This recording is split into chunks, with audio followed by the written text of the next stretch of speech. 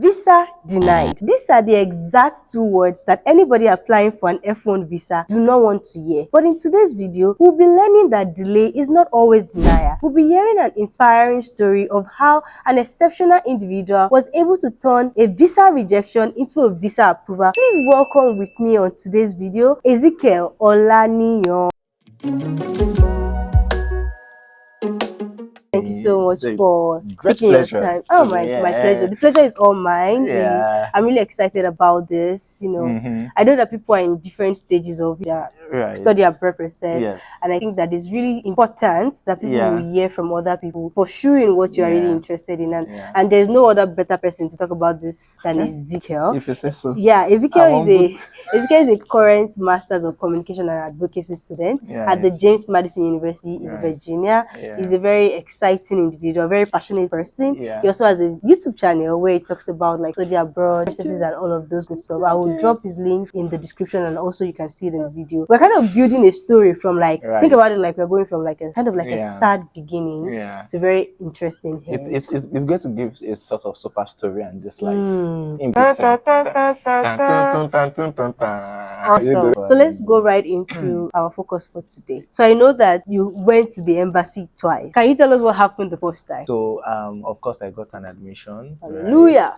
That's like the first prayer point tick. I went for the interview. I remember that I have some sort of graduate assistantship position, right? Graduate assistantship, which is like which is more or less like partial scholarship. Okay. So for some it could be partial, for others it could be full. Okay. So what graduate assistantship does is you are a student, but you are also working. You have to work within 20 hours, and then you are going to be paid some stipend in that regard. I had my funding at the time, and I was like, okay, I have funding now. I should be able to get this visa. Okay. What is there all about? So I was working at the time, so I prepared for my visa interview for 3 months. Wow, it's a serious business. Yeah. So and this is quite personal to me because I've never been to the embassy before, right? I can understand. And I'm like, you know what, you have to prepare and all of that. So I was jumping from one mock session to another, which I would advise you do because he has years. Let him hear. Now, it's good, right, for you to do mock sessions with people, but when it gets too much of it can cost so much, and at the end of the day you get to doubt yourself in between, especially if you don't have like a solid story. The thing about that is you are going to get diverse opinions from people, different opinions from different people, and at the end of the day you have like conflicts of ideas, and then you are brought in between and like, who should I listen to, who should I not listen to, forgetting that these people who are organizing the mock sessions for you are also individuals. They are not the visa officers. Exactly the main point of my the recent video that I also published. Final decision is on the visa officer, and really I think that that's such a valid point. Like I said, do interviews, but I think that what is quite important is to do it with people that you actually know. People who know you, who are interested in like your story, and they believe in it. And the thing is, there are different stories for different people, different cases. Myself and Tolu can have the same offer. It can be the same program. It can even be the same assistantship funding. But guess what? Our stories are different. So that is like one of the things that I did. I will be in Lagos traffic. I will put headphones in my ear. I'll be listening to more serious students. Right? At night, 12 midnight, 1 midnight, they will call my name. Ezekiel, wake up. It's time for work session. Wow. 12 midnight. Yes. It was that. Passion is on another level. Yeah. The day was getting closer, and I think I did a video of this on my YouTube channel where I talked about how it is very difficult for you to wait on God. So I'm going to combine a bit of spirituality on this, if you don't mind. Feel free, sure. So there are certain times where you feel like you prayed, you fasted that I need my visa to be approved. And then in that excitement, you go for your visa interview, like, I've prepared now, right? And God have confirmed it. And then you went to the embassy and they gave you blue paper or pink paper. So for context, blue paper and paper is like denial. White is the angel color. White is... And it also depends on the whites, because there are some whites that are also denied whites. Oh wow, interesting. So there are some that are like denied whites, like they will tell you that based on so 1G and all of that, they will give you white paper, you will take it. So when you are paying for white paper, make sure you are specific white paper. Yeah, you are reading actually, even whatever paper you are giving. And the white paper would also be administrative processing. Oh, I think that's a recent thing that I'm beginning to hear. I think this year the number so there's a lot of administrative processing. Means that they are still working on it, and it's not typical. Yeah, let me just chip it in here, right? So when they are working on it, and it's based on like the change of administration and all of that, right? So there is something they are particular about social media channels. They'll be like, okay, I think you've ticked all the boxes, but all of these ones that you provided in terms of your social media, let us double check. So they'll give you administrative processing. Now the administrative processing is like another kind of waiting period. I think it was like two-way authentication. They want to be sure that two-factor authentication. So they have to check, like, it could be 2 ways you can get your visa approved in 2 weeks. Back to the story of my visa. So I went to Abuja. On the day of my interview itself, I woke up very early. I think my interview was for 7:30. I woke up around 5 o'clock. There's no way I could sleep. Even a day before my interview, I could not sleep. A day before, I was feverish all of a sudden. That was when I realized that I have stressed myself a lot, and I did not have like constant rest. The day of my interview, I didn't eat. I didn't drink water. My plan was for me to take coffee, but then the people at the hotel, I don't think they were present at the time I was leaving. Nobody prepared me for how busy that day would look like. Different people with different personalities. Let me even just to say, that day I wore white. And do you know why I wore white? Okay. So that they will give me approved. That's such a very, very funny and new perspective that I've never heard before. I wore white. Other people, they are going to dress their best and all of that. One of them is, I'm unstoppable. I'm like, anything that makes you happy, just do. Do you? Just do you. And then we went in, it was in July last year. The crowd was really massive. And I just sat in there, as you are moving, as the line is moving, and this thing is like less than 2 minutes, 3 minutes, right? Yeah. So I just went in, stood in there and all of that. So by the time I was going to get to the main embassy room, where the interview room itself, as I opened the door, I was like, I'm in another country entirely. Because there is a kind of coolness that comes to your face. And then the coolness is mixed with nervousness. And then when you turn left, you are hearing, I'm sorry, I cannot approve you at this time. Please feel free to reapply. You turn right, so like, I'm sorry, I cannot approve you at this time. Feel free to apply. You are like, ha. And these are the people that will interview. Do you get? Yeah. So at the time, there was this security official at the time then, and then he gave me like a tag. That's my window number where I'm going to stay. I was just on the line. I was on the line. I was like, God, I better go. I don't come. Oh, God, please do whatever. At the end of the day, it got to my turn. Before it got to my turn, I think something demoralized me. It was the person in front. So apparently this person has been to the embassy before. Maybe that was the second attempt or thereabout. And then they were asking this person question. They asked the guy, I see you've been here before. What has changed? And I was like, before I could not talk well, but now I can talk well. I was doing this and all of that. And the woman was actually cutting shots. Like, okay. The woman just said, I'm sorry, I cannot approve you at this time. This paper is going to screen. The guy shouted, yay. I was like, what just happened? Then I'm the next person. So I was a little stabilized. I was like, what will I say now that is going to make this woman change your mind? And I think that's another thing, like listening too much to other people. Put on spiritual effort. Just when you get there. No, I will tell you what I did. Like in the second part. Okay. So the first part, right? So it was not my turn. I was like, are you married? Have you been to the US before? So she asked me some questions, but then I did not entirely prepare. When you say you prepare, right? And then preparing for like the main questions themselves. So I was just like rambling. Not that I don't know the answers, but what is the correct answer? What is the right answer? That actually proved that it connects your intent of study, connects the purpose of what you are going for. Okay. And then it comes back to your own time. Yeah, own time. In terms of like coming back being to your a genuine student, financial capacity and own time. Right. So I think it was literally just going on well. And at this point, I was tired. I just wanted to have it done with. I was just like, you know what? In fact, I was literally like this, leaning on the window of the woman's window. That's another thing. That could have communicated like some non-verbal cues. You would think they are not listening to you, but they are, and they are watching you, right? And this is how their computer. I think it looks like all those bank settings. Yeah, like bank setting. There's just like a clear glass screen in between you and the person. Yeah. So I remember vividly that she checked my I-20 and my passport, and I've been reading transcript before this day. There are some people that will be like, the visa officer never asked me 20 questions. She just checked my show, just saying, okay, I will approve your visa. And I was like, okay, I thought maybe this is what is going to happen. So she took my I-20 and she took my passport, and then she saw that I had funding. So she was like, why this school? I didn't hear. I was like, sorry, say that again. Why this school? Please say that again. The second time? Yes. Okay. She said it 3 times. She's probably already annoyed by the third time. Why this school in Virginia? And I honestly didn't know what I said. Okay. That was the last one. If you cannot remember what you said, most likely what you said doesn't align. Right? So in fact, even before we had this school in Virginia, I already know that I had already messed up when she asked me, what are you going to be coming back to do? Okay, what did you say? I said I'm going to come back and pay it for one organization at a time.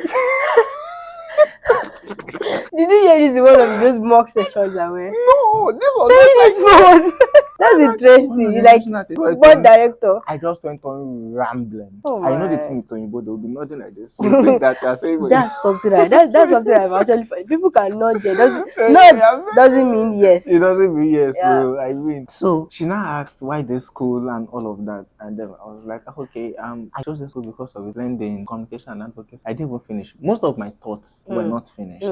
She cut me short in between. It happens actually. She just slid the pick.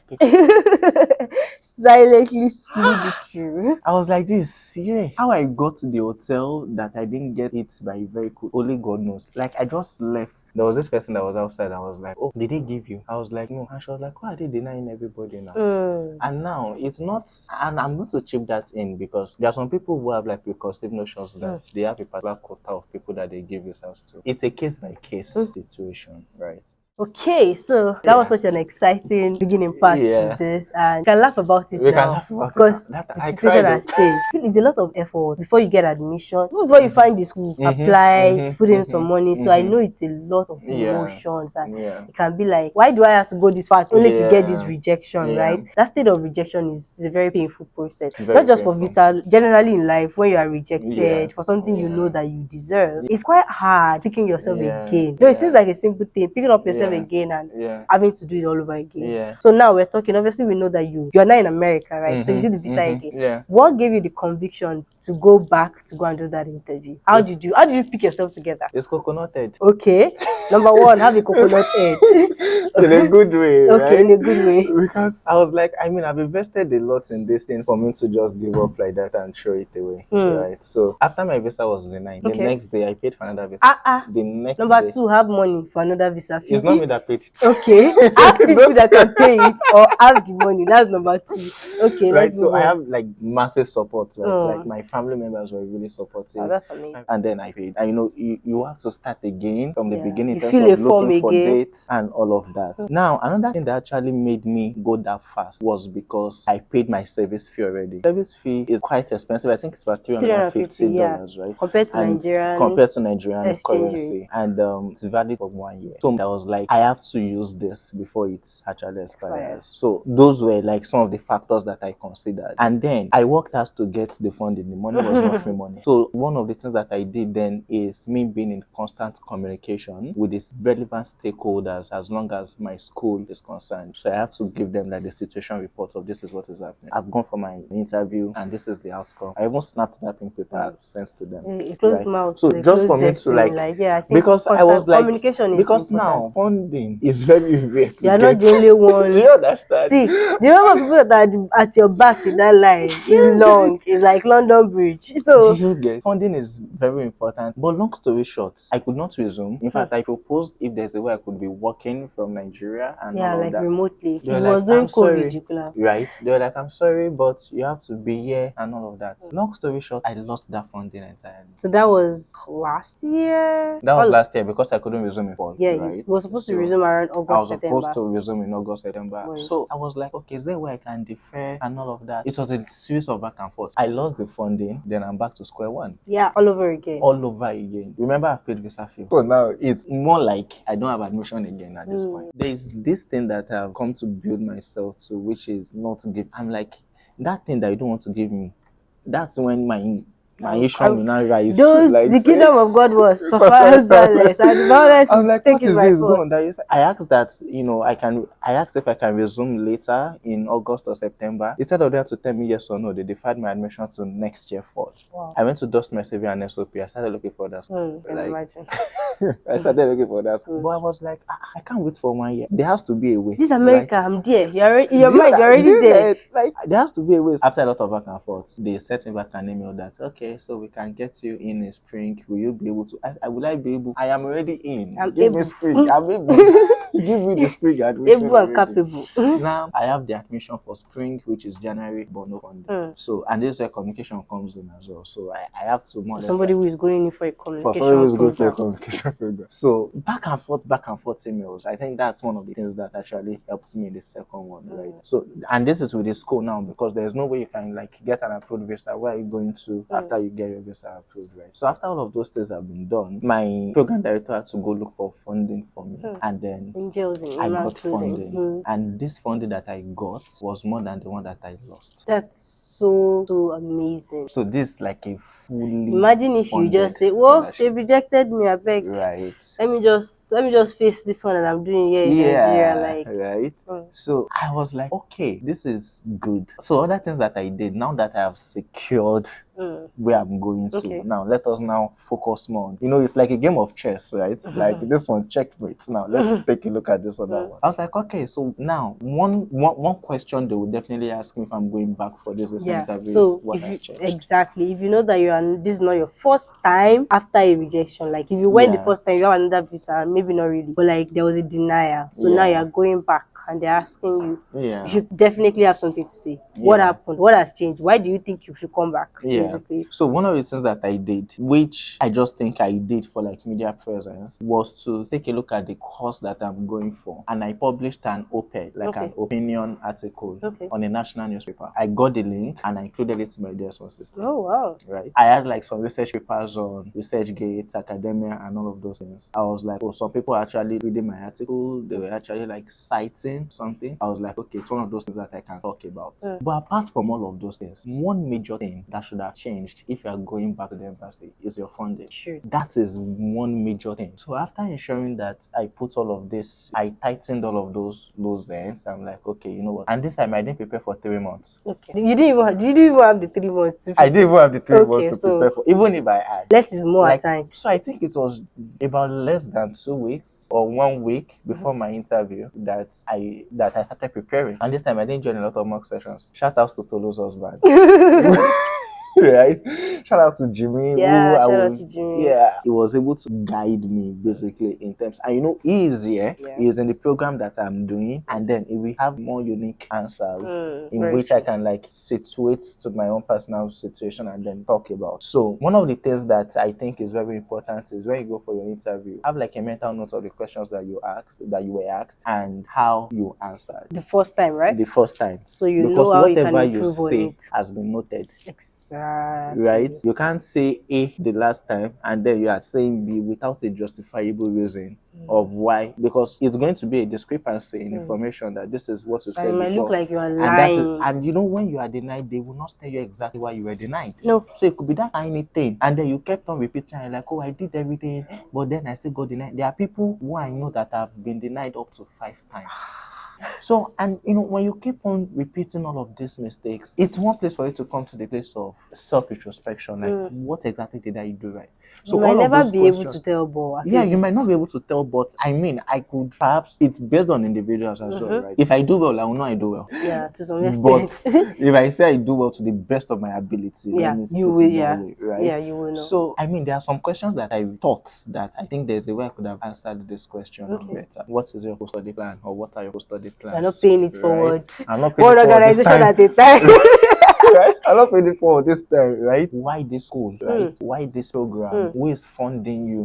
Who is covering your deficits? Who is funding your deficits? Evidence in terms of self-image and all of those things, right? So basically all of those things, they are tiny little things, but I mean, I think they are to the details because these people who are interviewing you as well as psychologists. So this time around, I got a lot of things to eat, a lot of things to drink. Anybody that's going for visa interview, tell that person to eat. Make sure you eat for the journey ahead is far. So this time around, I was, when it comes to like my health, I was good. Comfortable. Best state of mind. I had energy drink. Everything. The other time I got to the embassy like very early. This time I didn't get there until like maybe some 30 minutes before my interview time. Oh wow, that's a bit risky though. And this time I went like a boss. I was like, I've been here before. Okay. There's nothing that is going to happen. I'm getting this thing. And then this time around, there was not enough crowd at the embassy. So the waiting area was so you were applying vacant. for spring, right? So I went that's for another spring. thing. I don't think a lot of people are applying. So it was basically like B1, B2. So yeah, there is something that nervousness also does to you. So by the time I opened the door, that nervousness like came in again. Like that's what I said too. Like, no matter how confident you are, that first 5 seconds can be like. It's also, I think another thing is that the room temperature there is typically cold. It's not usually not a lot of places in Nigeria like that cold. And another thing, I think those doors are they have a lot of pressure. So by the time you are pulling the wind some strength. Exactly. So there are a lot of things. As I'm saying this now, I remember something that also affected me in the first interview, which is profiling visa officers. So some people will give you their transcript, they will tell you that if you see that pointed nose lady, don't let her interview. I had that preconceived notion. I was like, that was the first time. They said that was my first time. Maybe that's the person that like giving you that was the first time, and I think that was like the major thing actually that affected me too, right? Because I was avoiding the pointed nose lady, and by the time I entered the interview room, every lady at the window had pointed nose. So you didn't even know which one. So I didn't even know. Even I gave you the description. So because the person that was so I didn't let all of that affect me in this time around. I was like, anyone that is actually that's the going to mindset, approve really. me, That's the and mindset. all of that. That's the mindset. So because at this point, I didn't want to be like, oh, it's the black person that I want to interview. Anybody, as long as I'm ready enough for me to defend my case. As the line was moving gradually, people were coming out with pink paper with denial. I was like, Ezekiel, face.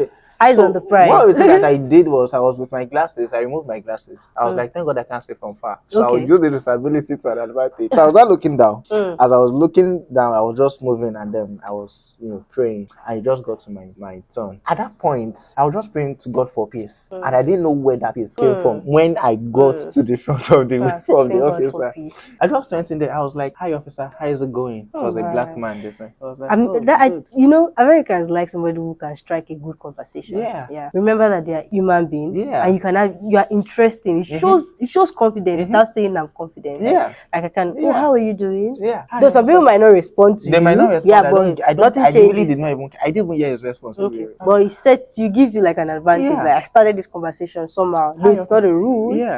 Okay. Passport and I-20. I gave it to him. I know when they scan that, your previous details is also going to show and all of that. Okay. Have you been to the US before? No. Have you traveled out of the country before? Yes. I've been to Ghana. I have my passport here with me. Like I was so like I was elaborate and all of that, right? And then he asked me like other questions like, oh, I see you are going for speech communication, and oh yes, that is my CIP code, but my program is communication studies and all that. So they might want to confuse what is on your I-20 to your actual program and all of that. Why this school and all that? Oh, I chose this school because of this. What are you going to be coming back to do? I said that in relation to what I was already doing. I was like, in fact, I've started doing this already, right? But going for this program is going to increase my perceived value, and it will help me to actually increase the effort of what I'm already doing. So that got to a point that it was as if I've ticked all the boxes. The guy now did like this on the system. He now did like this.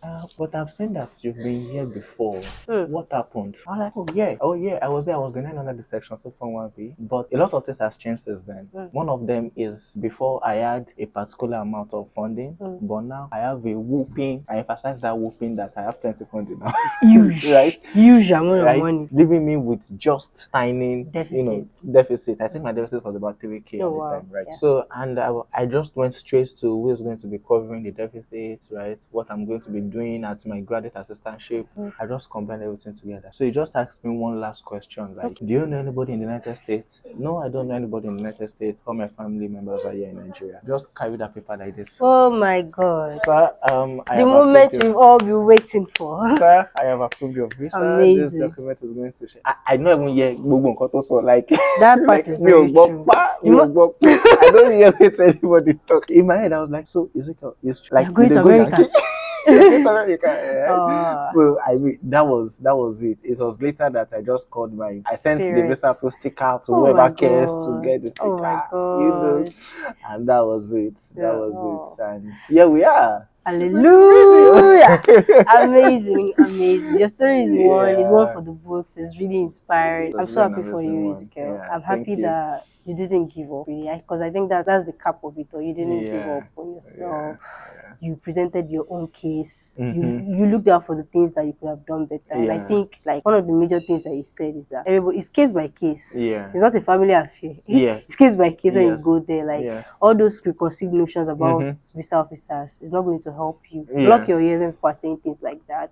That same person that they are saying is rejecting, at least they are going to accept approve people. The same day that people are getting rejection, people are getting approval that same day. So your own is to focus on your story, understand what you are doing, like study your own story very well. And like I say, I think one of the crucial places to know your story is your statement of purpose, because you already said like that's why the school admitted you already. So look at that again. Just go and read it again. Go and read it again. Look at everything you said there. You know, do mock interviews, see people opinions, but I think mock interviews is even filter. better. Filter. Mock interviews better with people that you actually know, that know. People that have traveled preferably who understand the process. But don't open yourself up for everybody's opinion. I think that's very important. And any parting words on this channel? How is abroad life? Give us a little bit. Do you have American accent yet? In it? Oh no, that's okay. Oh my! I don't have that. Okay. But you good? You're good. Okay. Yeah, you good. You said that. Okay. So any party words for us? Yeah, I mean, the thing is, just go for what you want. Right? Go for your mind is your greatest asset. Your mind. There is nothing that it can do, because one thing I've realized about the mind is it does not know the difference between what is true and what is not true. It does not know the difference. So whatever it feeds it. Yeah. So one of the things that I did then was that I journal a lot. So I have like a gratitude journal. If I show you my gratitude journal now, like since 2021, I've been writing, I am thankful and I'm grateful that I'm in the United States on a fully funded scholarship. This one is a man of prophecy. But the more I write this, the more rejection I faced. But I kept writing anyways, right? So believe in yourself. Like forget what your people say. Like leave that behind and focus on yourself. Focus on your life. They'll say Ezekiel didn't give up. Build on that, because there is something not giving up is going to do to you. It's going to expand your capacity, and it's even also for other things. Yeah, even for other things, because how you do little things is how you do the bigger ones, right? This one is full of gems. So it's basically you incorporating all of that. Just see it as a project, because and this goes for you. You are watching this video and you are saying that I'm not doing again. Go and pick up where last you stopped. Open that laptop. Go and open that laptop and start dusting that CV and SOP and all of that. Watch all those videos so that you do not give up. Think of the bigger picture. It's a journey, so don't give up on yourself. Don't give up on yourself. Thank you so much again. If you found value in this video, it's a good time for you to engage in this video. You don't owe good things to share with other people. Absolutely. And again, please feel free to go to Ezekiel's channel too. You can tell that he's a man of value. So please make sure you connect with his channel and also subscribe and engage. Turn on post notifications so that you can get notified whenever any of us post a video. Thank you so much for all the engagement with all my previous videos too. I'm really grateful, and let's keep the good work going. See you guys in my next video. Bye.